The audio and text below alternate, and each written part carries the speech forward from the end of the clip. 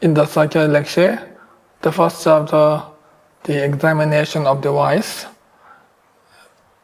In this it says, even if the wise are deceived, they are not confused about what they do.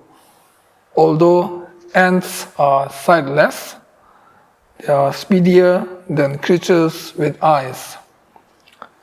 In Tibetan it says, Sharab Demba Kokorya, Chavecha Lamong Mi Guru. Soja Choma Mi Meka, Migden Shenle Lagvar Yok. Actually, there are many ways to examine whether the person is wise or not, or whether the person has great wisdom or not. So here it says, when opponents or when others try to deceive you, at that time, if one is deceived by their deception, then one is not a wise person. And if one is not deceived by their deception, then it means you are standing firm on your own belief, and you are wise because your thinking is based on logical reasons, not based on others' deception or others' actions. So at that time, if one is deceived, then one is not wise. At that time, if one is not deceived, then one is a wise person. For example, when one is keeping the moral conduct, at that time, if the opponents they try to show you many destructive things like sense objects or many desiring objects to deceive you, to spoil your moral conduct. So at that time, one should know the benefits of keeping the pure moral conduct, which is the foundation of all the qualities or foundation of all the temporary and ultimate result. So at that time, one should not lose one's own pure moral conduct, and one should not be deceived by their deception. And those who are not deceived by such factors is considered as a wise person. And those who are deceived by these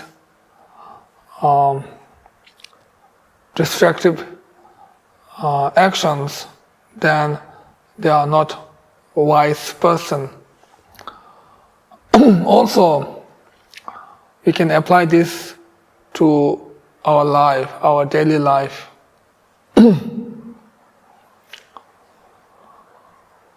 When a student is studying hard, at that time, if the others try to distract this student from study and try to show destructive things or try to take to a very destructive places or try to give very tasty food to distract the student's mind from study. So at that time, if the student decline all these things and continue to study hard, then it means this is a wise student, because by studying hard, one can gain not only the good marks in the annual exams, but also can get better degree. With the better degree, one can have a better career or better lifestyle in the future. So such student is a wise student. And another student, although this student is intelligent, but the mind is not so firm or not so stable, then such student, if such student is deceived by the others by taking to many distractive places or showing many distractive things, then the student might not study hard and even can lose interest in studying, and by this student will not get good marks in the exam, annual exam, and also will not get a good degree, and because of that, this student in the future will not get good job or will not have a good lifestyle, can become like this. This is generally is like this, but also, of course, there are exceptions, but in generally it is like this.